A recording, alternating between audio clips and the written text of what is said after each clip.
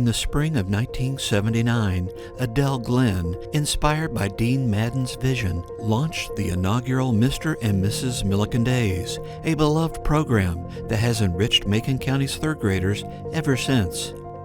Mr. and Mrs. Millikin Days brings history to life for young learners.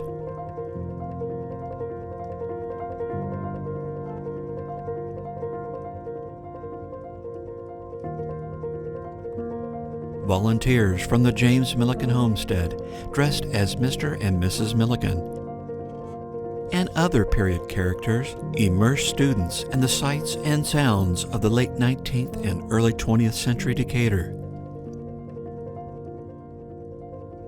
Children explore the historic homestead, a Decatur landmark, while engaging in hands-on activities like art projects.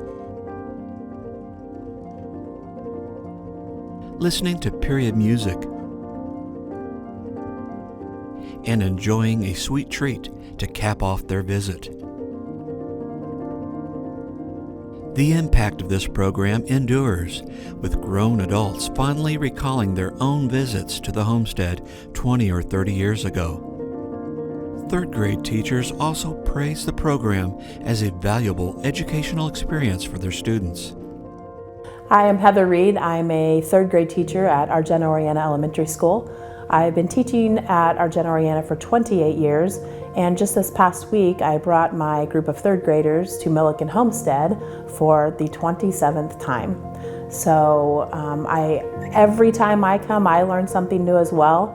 But for my students, it is just so beneficial to literally step back in time. You know, history needs to be taught, but sometimes it's hard to get students to sit and learn about history. But when we literally step back in time here and, you know, Mr. Millikin greets them and they sit and listen to him and they listen to the pump organ. My kids always get to, practice pumping the pedals.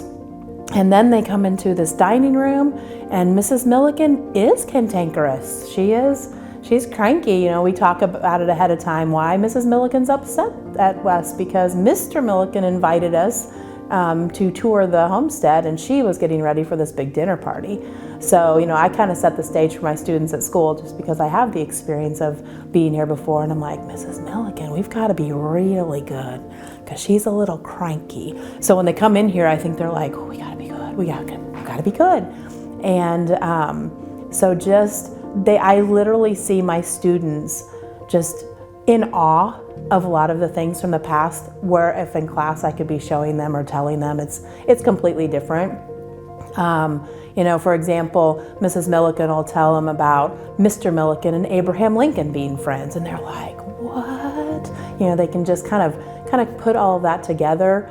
Mrs. Millikin always tells them about the horseless carriage that went driving down the street, a couple of nights ago, and how it was just so loud and honking the horn, and it's just basically a fad and it won't last. And so, being just back in time and observing everything, and they're in awe of the ceilings being painted, and how, a couple of them have been there for 150 years, and the oriel window is always a favorite of the students. They love to sit in the little bench area in that fancy window. We always do a class picture there.